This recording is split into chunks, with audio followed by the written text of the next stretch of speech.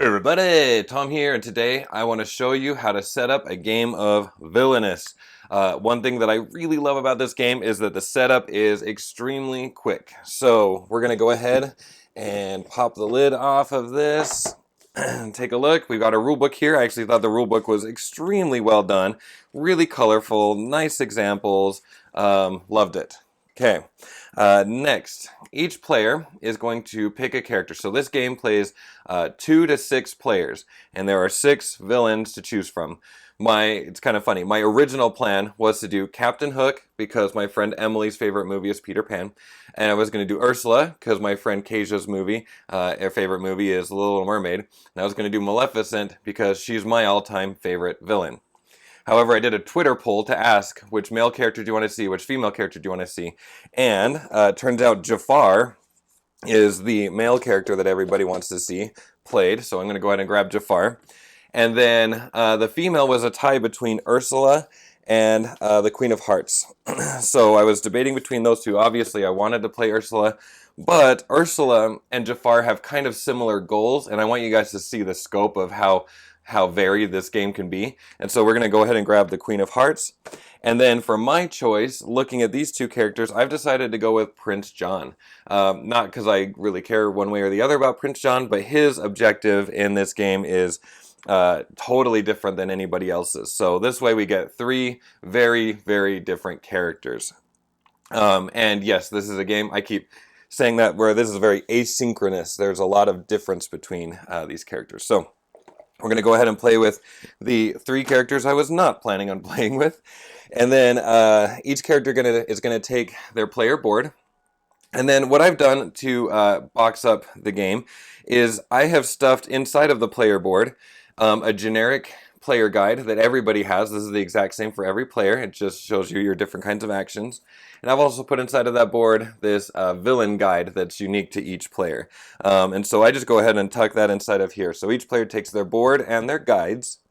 And then just for ease, I went ahead and bagged the character decks. Each villain has 2 decks that they're going to need. So here's Prince John. One of those decks is in the player color, and then one of those decks is white. And you can tell that they're the character because they kind of have iconography that matches, but also it will say their name down there at the bottom. So each person's going to need their 2 decks of cards. That's Jafar, and that's the Queen of Hearts. Okay, so they're going to take their decks of cards, their board, their aids, and or their guides, and then they're going to need their player pawn. So here's Prince John. We're going to need the Queen of Hearts right there, and Jafar. Finally, we're going to need this nifty cauldron. Okay, and we're going to go ahead and take these power tokens and dump them out. There is this fate token that only gets used in a 5 or 6 player game, which we're not playing. So I'm just going to go ahead and put that back in the box. We're going to dump out the power like that. Let's go ahead and get rid of these bags. Now, this is the 4th time I've recorded this video for various different reasons. Yeah, I won't get into it. But I have learned in this process that shuffling 6 decks on camera is really not fun. So I have actually pre-shuffled all of these decks, I promise. You're just going to have to trust me on that one. And I'll also point out, this is a lock token. There are 3 characters that use a lock token, and I keep them in their bag. And you'll be able to know which characters use a lock token because, oops, the lock symbol will be right here on the right-hand side. I'm not doing this a 5th time.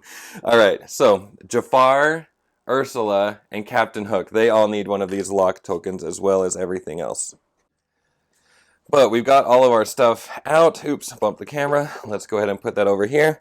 I'm going to put this out of the way for right now, and we're just going to kind of lay this out. So this is what each player would take in front of them. Obviously, normally you'd be sitting around a table, but I need to lay this out for the camera. So we're just going to go ahead and open up the player boards. I'm going to just put this guide over here and this guide right here. And those characters with the lock token, that needs to go in the rightmost space. The pawn is going to start on this left location right here. We'll do the same for the other characters. Here we go, like this. And then Oh, how about I take their decks of cards? The action cards, so the ones of the player's color, you're going to get those shuffled, and you're going to put them here on the left of the board. And then the fate deck, the ones that have the white back, these are going to go right here, is what the rulebook recommends. Now, just some words about that. Again, usually you're sitting around the table. What my friends and I found easiest was to put this power cauldron in the center of the table, like this, and then everybody put their fate deck right around the cauldron closest to them. So like Jafar would be like that. And the reason is, in this game, people are going to be reaching over and drawing cards from your fate deck. And so you just want to have them accessible. And we found it really obnoxious when someone was across the table and you couldn't reach that deck of cards. Okay, so we're just going to go ahead and take the Queen of Hearts deck like this. And we've got Prince John down here like this. And he's got his cards here and his cards here. So once everybody has their stuff, what they're going to want to do is, I actually, here's a tip that's going to come up in my teaching video.